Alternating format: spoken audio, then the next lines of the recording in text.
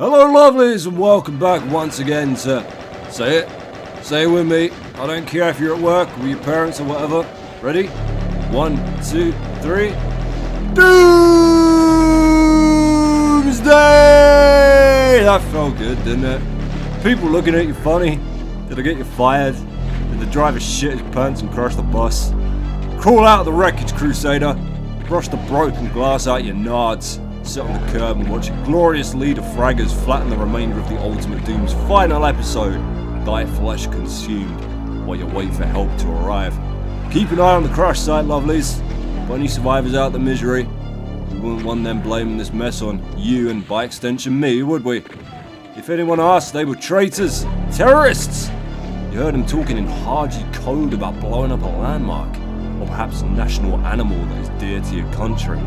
For example, I'm from England. I could get away with gunning down a bus full of nuns if I told the court that I suspected them of plotting to destroy the Winston Churchill Memorial in Parliament Square. The London Eye, not so much. If there was a plot to blow up the London Eye and I got in the way of it, I'd probably have to go into hiding afterwards. Or the BT Tower. You can't miss it. Oh, that you could miss it. There are some damn ugly buildings in London, truly there are, but nothing tops the sight of a 580-foot robot cock erupting out of the middle of the city as if its architects were trying to ask fuck God himself. The damn thing was listed as an official secret of a classified location for 15 years. Didn't even show up on Ordnance Survey maps, which worked really well, because it was a 580-foot tower with a revolving restaurant and a souvenir shop covered in 5 stories of microwave aerials. Keep quiet about that one. Wouldn't want the bombers finding out, would we? Jesus Christ, this country. Well, if you're hoping for a grand finale where this episode is concerned, prepare for disappointment and maybe some mild anger, because they did this bloody thing the wrong way around. This should have been the first map of the episode right here, even though it's so painfully easy that it belongs somewhere at the beginning of episode 2. And it sucks. Like, this may be the worst map in the entire game. It's lazy shit from designer American McGee, coming off the back of some very decent work on Doom 2. He also designed the hardest stage in the game in my opinion, the first level of this episode, Hell Beneath, which again isn't what you call a particularly inventive level from an aesthetic standpoint, but serves well as a claustrophobic battle arena, which is the entire point of it. This is just boring. But thankfully it's short, and we're nearly done with it now. Whacking like 3 times the amount of monsters and it's decent, but this is really just another battle map they forgot to add the battles into. I said last time on Doomsday that I didn't much like the name of this level, Unruly Evil, but playing it through again I'm struck by how well it actually suits it. It's just all a bit feeble, isn't it? On to something a little bit more substantial now with the 5th level. They Will Repent. Chronologically speaking, it's the 6th we've played, but in the official level ordering, secret maps are always tagged on the end of the episode as number 9, rather than sitting in front of the stage you're accessing from. This is a very nice big episode 2 style map. There are lots of big rooms full of shit to murder and lots of barrels too. Very overlooked aspect of map design in Doom, I find. Always add more barrels. They're a thing of beauty and wonder. I've never found out the exact damage output of an exploding barrel. I'm going to guess that it's about the same as a rocket launcher blast based on what I've seen, but what I can tell you is that they do on occasion cause some hilarious monster infighting. The way it works is that the barrel has 20 hit points, so it's usually likely that if it eats a monster attack it's going to need a second wallop to explode. Now if the second hit is delivered by a separate monster, that monster will have the barrel explode in their face, and assuming it survives, will run off after the monster that first hit the barrel, as if this is all his fucking fault. In some of the earlier builds of Doom, this was even funnier, because if a monster managed to blow a barrel up on its own and take damage from it, he'd start beating the shit out of himself until he died, maybe out of shame. My cacodemon hasn't surfaced. How troubling. We'll have to keep an eye out for him. Nothing gets my back up like a rogue cacodemon floating around. Apart from sharks. Floating sharks might top that. But then, you know the saying, sharks in the sky, X-Men nearby. Sharks on the sandy, Aquaman's Randy. There he is, there's my boo. Come here shitface, got some lunch for you. fuck's sake. There we go. You know, there's a widespread belief that the Cacodemon is based directly on the Beholder from Dungeons & Dragons, to which it looks incredibly similar admittedly, but the creature design is actually more or less ripped from the cover of a Dungeons & Dragons manual called Manual of the Planes, featuring a horrific beast called the Astral Dreadnought. Now the Astral Dreadnought has a giant sexy buff body to go with it. It's like Channing Tatum in the grip of some sort of terrible curse. But the head in the illustration is a Cacodemon, right down to its horns and giant shit-eating grin. When I was younger, I always thought they were called Cacodemons because they were screaming at you, like the caco part was derived from the word cacophony. But it's actually from the Greek word which means evil spirit or demon. So what we call a demon in the English language is actually a neutral spirit by Greek concept. Stay still, you pink fuck! As a good or benevolent spirit would be Agathodemon or Eudaemon, which is why in psychological terms, Cacodemonium is the belief of being possessed by evil spirits, rather than I guess good or apathetic ones. Help, help, I'm possessed by apathetic spirits. My god, what are they doing to you? Nothing much really. The power of Christ compels you! Really? Man, because we were just gonna have a lazy day. I think this dude's gonna watch the second season of Daredevil today and we're all feeling that. Apart from Frank, you know, he doesn't care that much really. In Jesus' name you will depart from this man, oh apathetic spirits! Dude, can you stop fucking yelling at me? This guy's got some sort of urinary infection. He was up 4 times to piss last night, I haven't slept. Another thing with the Cacodemon is that if you have the game text on, which I don't because it's annoying, you know, the stuff that tells you what you picked up or whatever, and a Cacodemon kills you with its ball lightning, the obituary you get says, "You were smitten by a Cacodemon," which, in usage terms is correct. Smitten is a valid participle of smite, but its more common usage means to be madly in love with something, so I just like to pretend that Doom Guy has a massive fetish for cycloptic floating testicles and that he just died from loving it too much. Which is a very Dickensian way to die. Dickensian Doom. That's what we need. It's been a while since I fired up the old level editor, but I'm sure I can whip together a 32 level mega wad where you punch a fireball spitting Tiny Tim into the next world. Nearly there, nearly done now. We've just got a touch of spring cleaning to do around the exit area here. Oh, and I want to go and grab the Soul Sphere too. Mustn't forget that. It's through here. In the boiling blood. This is where you'll fight Miss Havisham in Dickensian Doom. She'll just rise from the middle of a lake of blood with the Cyber Demon attack bellow and just start pelting you with rockets at an inhuman rate. Look, you get the Berserk pack right at the end of the map. What fucking good is that? There's the entirely pointless yellow key. Up here you'll be able to see why it's so pointless. Look, you can just run through that window. You don't even have to strafe run it or do anything special, you can just chuck yourself through there. Saying that, you don't need the blue key either, you can just run straight off the edge of a waterfall and land where the Soul Sphere is. What a mess. Still a good map.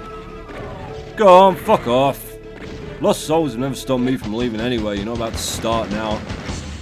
There we are, all done. 5.5 minutes, bloody hell.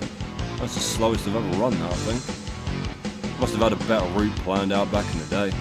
Alright, 3 to go. Against the Wickedly. Everybody hates this one. Everybody hates this one, but I personally think it's the best map of the entire episode. Another John Romero baby. You can always pick a post-episode 1 Romero map out of 1,000 places because that man loves himself an inescapable damaging floor type. Yes sirree. We kick off with a little Stonewall maze he also loves like a son. Monster placement in this map is genius. Really one of the best thought out examples of it in the whole game. See, here you got a rush from both sides while you take pot shots from the little dinner club up in the tower there to push it back into the choke point. But it's easy to wander past the junctions of the maze and miss a lost soul or a stray imp, so they come up behind you and smack you in the back of the head. This gets compared to Perfect Hatred a lot. I guess thanks to the ending, which is less high concept, but far more difficult, as you'll see for yourselves. Honestly, I can see why a lot of people dislike it so much. The vast majority of this map is damaging floor types with a relatively limited number of radiation suits to protect you. I think there's like 6 in total. So this winds up being more about trial and error and finding a route that's not going to get your skin burnt off by lava or toxic waste compared to perfect hatred, which is largely dependent on how well you can dodge 100 fireballs on a tightrope. You can't fuck about that. There's a spectre that I can never seem to lure out blocking the lava tunnel, so you just need to carve a path through it as quickly as you can. If you're really unlucky, that cacodemon will be sat here blocking the platform as well. Get around the other side.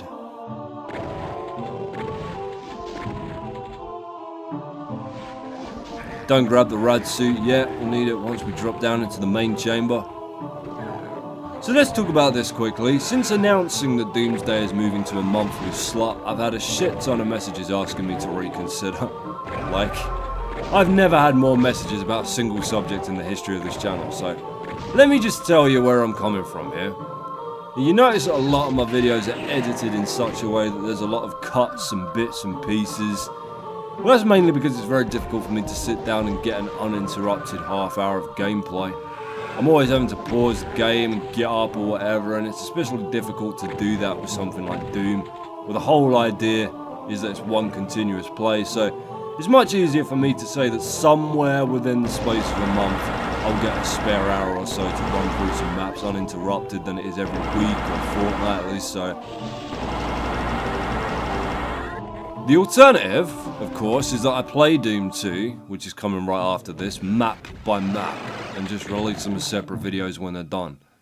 So you get a lot more Doom just spread out throughout the month, and I mean, that's the only reason I do that. Honestly, I'm not a massive fan of hyper-cutting playthroughs of stuff into like 32 separate videos, which is what Doom 2 would be. There's 30 levels plus 2 secret ones. Because anybody looking at it would immediately think I'm just doing it to rake in some more monies from the ads or whatever. But opinions would be helpful on this one, if you've got any.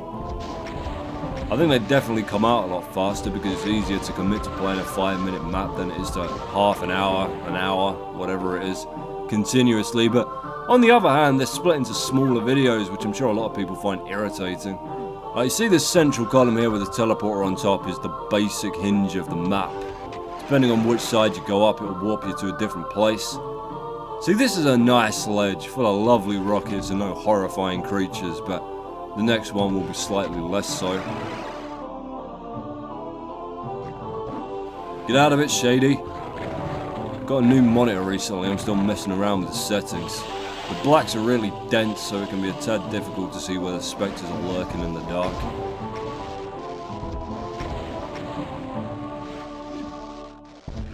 God, I love a long-range rocket hit. There's been a few times in this playthrough where I've shot a rocket like 100 feet and smashed a lost soul out of the sky with it. That is possibly my single favourite thing to do in this game these days. Gives me a little tingle in my balls whenever it connects. And then you get shit like this where you can't hit something at 20 paces for toffee. Not that we're short on rockets or anything. I just hate playing like ass. Alright, we've got a bit of a mad dash to go on here before the suit runs out to get the red key. Move, bitch! Get out the way! Please. Sorry, my manners are appalling this evening. Do you want to hear a joke or just this second made up? What kind of demon fucks your wife? A cock-a-demon! Ha ha ha ha! Sold! Put it on the back of a penguin bar. I'm just going to activate the rides and stairs quickly here and then duck back inside for a very good reason. There's a bloody cyber demon up there now in a perfect sniping position for the whole of the main chamber. So, we need to get this next bit done in fairly short order. Rad suit's just wearing off now. Thankfully there's another one in here along the switch we need to throw. Now we're going to grab the invincibility sphere I've been saving for myself, because you can spend 5 minutes of your life having a pot shot wall with a cyber demon. Or you can get up nice and close and personal, which is, even with invincibility, not without its risk. Fuck me, I'm getting slaughtered. Stop it, Robo-Cow! Even if you're invincible, the force of his rockets can blow you clean off the platform he's on, which you don't really have time for before your god powers wear off, so this will require concentration and a smidgen of luck. Here we go. Surprise, fuckface! See, 50% of the time he's right on the edge and you'll have a bastard of a time not getting walloped back into the lava. Invincibility is a must because you can see you have a very small space to fight him in, but that's the end of that, and it looks like we've come up all aces. Oh yeah. 6 minutes. That's not awful. And hell followed! Did it. Did it indeed. Much easier this one, and fairly straightforward. Last map's even easier, but this one's quite a nice therapeutic shotgun fest with a couple of hell barons to keep you on your toes. Yeah, go on, don't take any shit from it. We haven't even talked about the storyline for episode 4 yet, have we? Oh yeah, there is a plot. Make no mistake. This isn't just a series of mostly average maps thrown one on top of each other. Oh no. There's some real thought that's gone into this one.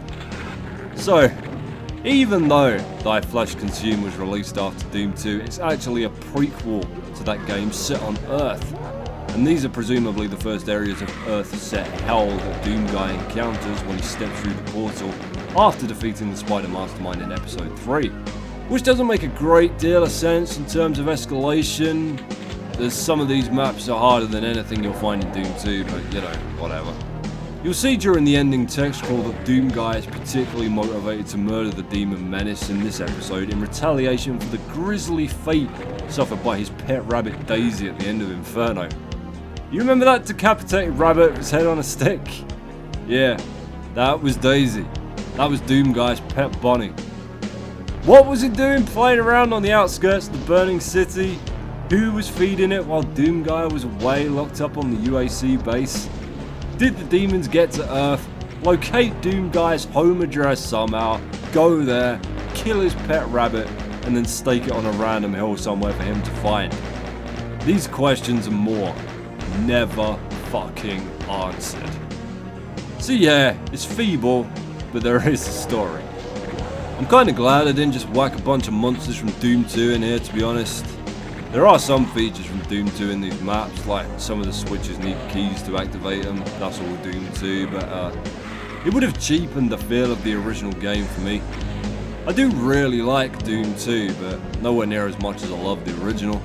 The soundtrack was a toss, it felt like it was quite a lot of filler levels in there, nothing was particularly cohesive thematically or in terms of difficulty. I've always felt like this was a superior game and that the series as a whole just sort of declined in quality as it progressed. Forgot about atmospherics and became a contest to see how many giant rooms of arachnotrons they could cram into a map, which, again, I enjoy. You know, nobody does that style better than Doom, but it did popularise exactly the kind of user-created WOD that I can't stand, where it takes 2 hours to beat a map with 50,000 revenants and archviles and Christ knows what else. I mean, I thought it was pretty novel when I first played that sort of thing, but so many user WODs are like that now, and it really started with Doom 2. And ironically, that would make a much better movie than it would a game. I don't know how many of you saw the 2005 Doom movie with The Rock and Carl Urban and Rosamund Pike. That was a massive change of scenery for Rosamund. Up until Doom, her entire filmography had been like twee English period dramas, apart from Die Another Day. But we don't talk about that Bond movie because it doesn't exist. I don't even know why I mentioned it. It doesn't exist. Never happened. Repress! Repress! There we go. Who died what day? I don't know what you're talking about. Shut up. Anyway, I'm sure there are one or two of you that liked the Doom movie, and I will say this for it. I think people only truly despise it because it's called Doom. On its own merits, it's no worse than any other mindless sci-fi action movie from that kind of mid-2000s crappy CGI era of the genre.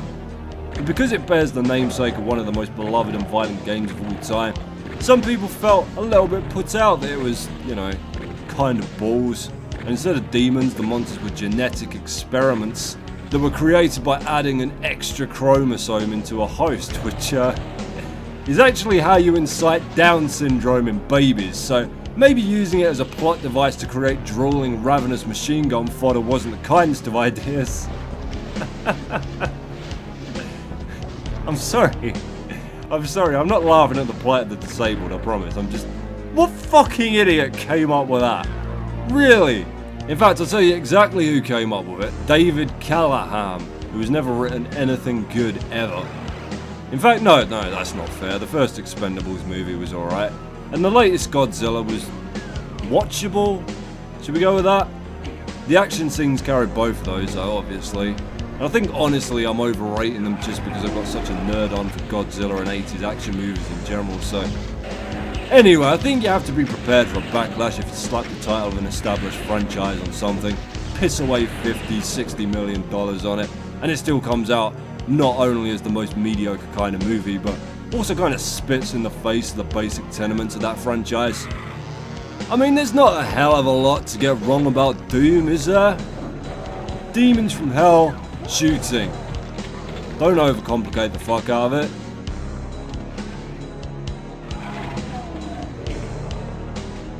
The switch here doesn't actually move when you throw it. Lazy.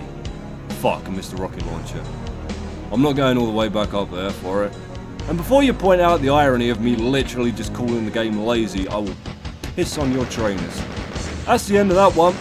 Oh yeah, I forgot to mention, this is another level where one of the secrets is bugged so you can't grab it. That's what that is. Righto, final level! Onto the crawl! Ready to shit on this game's broken corpse? Let's do it. We're gonna have some fun with this one. It's the last level so we can relax and spray grunt level monsters with a luxury ship. Let's give these fuckers a taste of good living. Lap it up, boys. Drinks are on Fraggers. Farewell party, yeah? Look at them. They love it. They never died so gloriously. This is another very simple, very quick level with a spider mastermind half-heartedly chucked in at the end. Clear out the cursed forest here, which is probably the only fiddly bit. For the weight it carries as the final level of the episode, this is really the easiest of them all, and it's very doable even for a beginner from a pistol start, thanks to the chain gun you grab at the very beginning.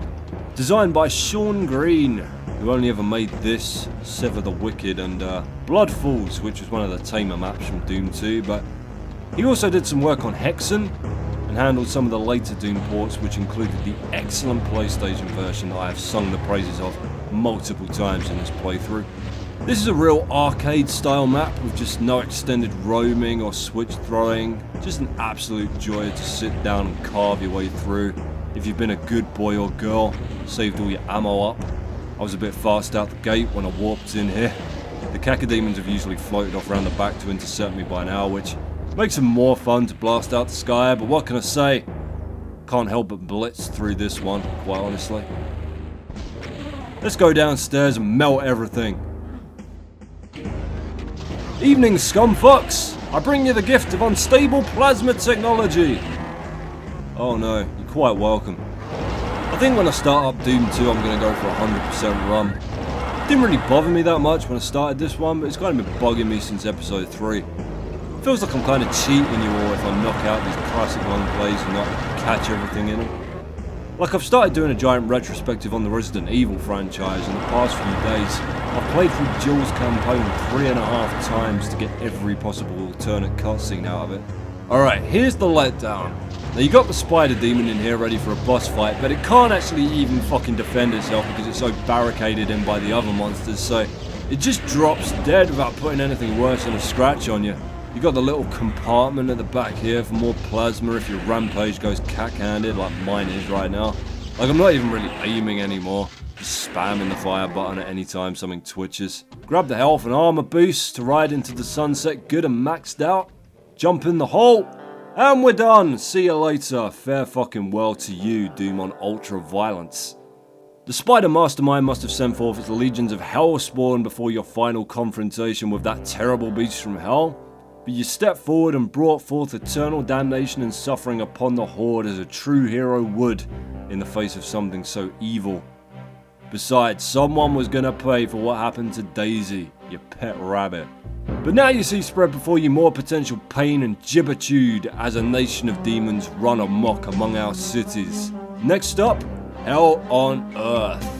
Then you get a weird shot of Doom Guy looking like somebody gave the Captain America super serum to fucking Pugsley Adams, with him vengefully clutching Daisy's head. And that's your lot, lovelies!